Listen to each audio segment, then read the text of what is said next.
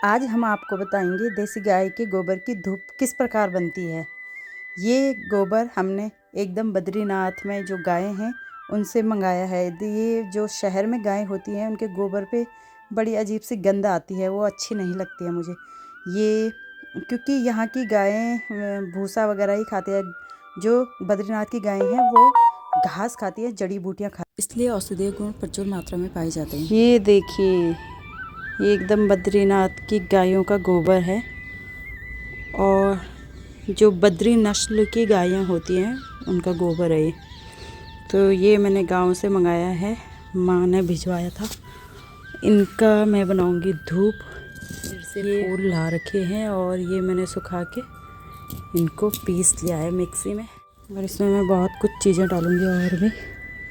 जैसे अब ये देखो, गांव की जो गायें होती हैं तो वो घास खाती है। तो ये देखो, ये घास के तिनके देखो गोबर में, तो मैंने देखो इतने निकाल दिए मैंने।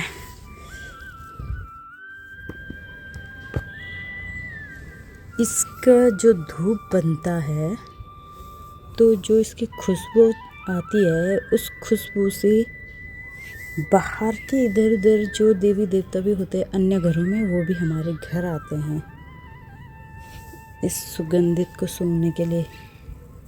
एकदम देसी नस्ल की गाय का गोबर की धूप बनाऊंगी मैं। तो आप लोग जितने भी गढ़वाल से देख रहे हैं, जिसके पास देसी नस्ल की गायें हैं, तो वो लोग भी प्लीज़ कृपया अपने घर से धूप को बनाएं। जिन जिन के पास देसी नस्ल की गायें हैं वो उन्हीं के गोबर की धूप बनाएं। बाहर की धूप तो बाबरे इतनी बेकार गंध आती है उसमें। मुझे तो बिल्कुल भी, सच बताऊं, मुझे बिल्कुल भी पसंद नहीं आती है। मुझे तो ऐसा लगता है कि कुछ चमड़ा जला दिया होगा, पता नहीं कि मुझे ऐसी गंध लगती है उसकी।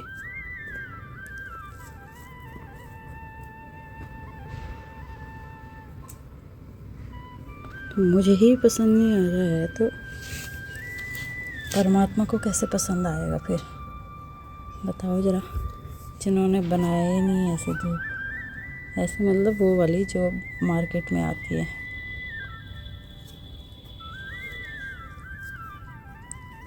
ये देखो, गांव की गायों का गोबर देखो ऐसा होता है। जो यहाँ देहरादून में जो गायें होती हैं, जो शहरों में होती हैं, उन गायों का गोबर ऐसा नहीं होता है, बंधा वाला नहीं आता। उनका गोबर एकदम पतला पतला सा होता है और बहुत ज़्यादा गंध आती है उसमें। उसको मतलब अजीब सा लगता है, बड़ा गंदा लगता है उसको देख के। ये देखो, कभी तो मैं पहले जब मैं मतलब गांव में रहती थी, तब तो मैं साबुन का यूज़ भी नहीं करती थी। मैं इसी गोबर से नहाती थी, गोबर और गौमूत्र से। इससे नहाने से जो आजकल ठंडियों में ड्राइनेस हो जाती है, तो गाय के गोबर और गौमूत्र से नहाने से वो ड्राइनेस बिल्कुल भी नहीं होती है, बिल्कुल भी नहीं। मैं तो बाल भी गौमूत्र से धोती थी जब मैं गांव में रहती थी। यहाँ उपलब्ध है ही नहीं तो क्या कर सकते हैं। और उससे एक बाल न झड़ते हैं, उससे कोई चर्म रोग नहीं होते हैं, सिर में जो जुएँ होते वो नहीं होते हैं, बाल नहीं टूटते हैं अगर गोबर और गौमूत्र से बाल धोए जाएं तो। मैंने तो करके देखा है ऐसा। जब मैं गांव में रहती थी तो मैं यही कर रहती थी क्या, जब भी मैं अभी भी मायके जाती हूँ तो मैं ऐसे ही करती हूँ। फिर ये देखिए,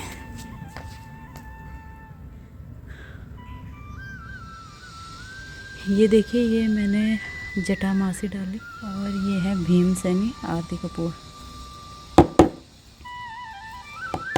ये है लौंग का पाउडर। इसमें अभी और घी पड़ेगा तो जाके धूप बनेगी।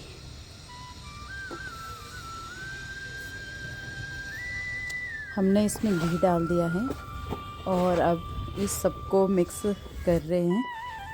इससे अच्छी तरह से मिक्स करना होता है ताकि जितनी भी चीज़ें डाल रखी है, जड़ी बूटियाँ, जटामासी, भीमसेनी, आरती कपूर, ये सब अच्छे से मिक्स हो जाएं, घी वगैरह सारे। अब मिक्स करके हम इसे इस प्रकार से धूप बनाएंगे।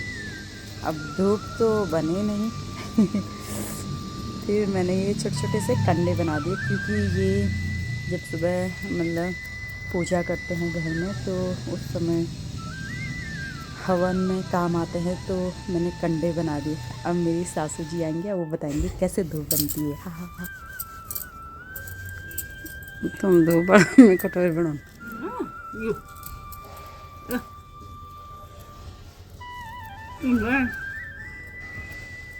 अटगानी है ना वेल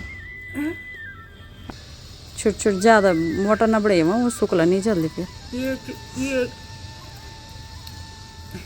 मोला तो गंदी वो नजर रहे ना। हाँ, वो भी आ जा सब कुछ बड़े होना।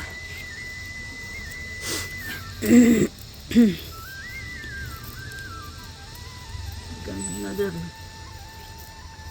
सासू जी का कहना है कि जब हम गौ माता के गोबर के उपले जलाएंगे अपने घर में पूजा स्थान पे, तो जो मतलब हमारे घर में नकारात्मक शक्तियाँ बड़ा होंगी था वो ना, बड़ा दूर हो जाती हैं। छोटा छोटा बड़ा छोटा छोटा